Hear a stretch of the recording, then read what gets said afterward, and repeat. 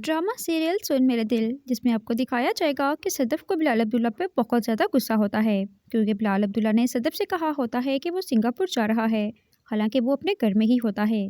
जब इस बात की खबर सदफ को लगती है तो वो बिलाल अब्दुल्ला से मिलने जाती है और बहुत ही गुस्से में उससे कहती है कि बिलाल अब्दुल्ला, आपको क्या लगता है कि आप मुझे इग्नोर करेंगे तो मैं आपके लिए मरी जाऊँगी? ऐसा हरगिज़ भी नहीं है।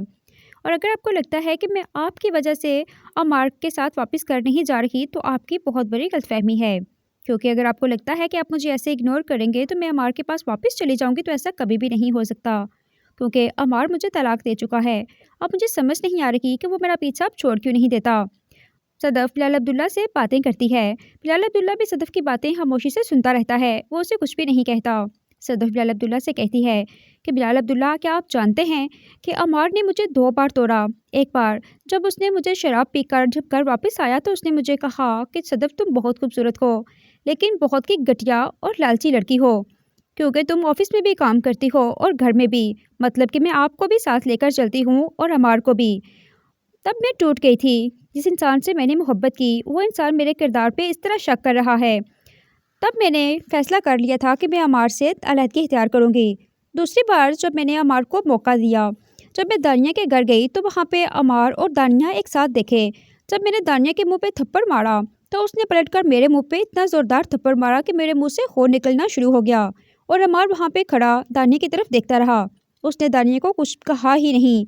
तब मुझे ऐसे लगा कि क्या मैं और अमार यहाँ पे एक दूसरे के साथ पकड़े गए हैं। तब मुझे बहुत ही ज़्यादा शर्मिंदगी हुई। उसके बाद मैंने फैसला कर लिया कि अब मैं अमार के साथ हरगिज़ नहीं रहूँगी।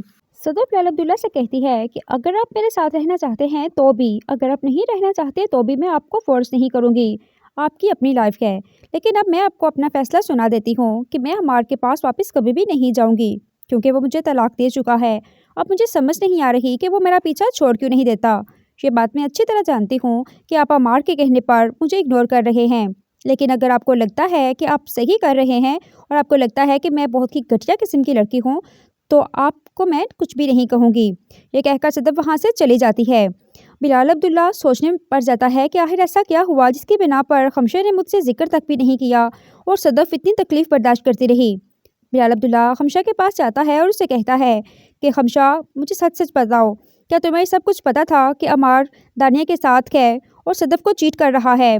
ये बात सुनकर खमशा कहती है, जी बिलाल अब्दुल्ला, मुझे सब पता है, लेकिन मैं सिर्फ यही चाह रही थी कि दोनों आपस में राज़ी हो जाएं। तो बिलाल अब्दुल्ला ये बात सुनकर कहता है कि मुझे शर्म आ रही है खमशा कि मैंने तुम पे भरोसा किया और तुम्हारी बातों में आकर मैंने सदफ जैसी लड़की पे शक किया और उससे इग्नोर किया। मैं बहुत ज़्यादा पछता रहा हूँ।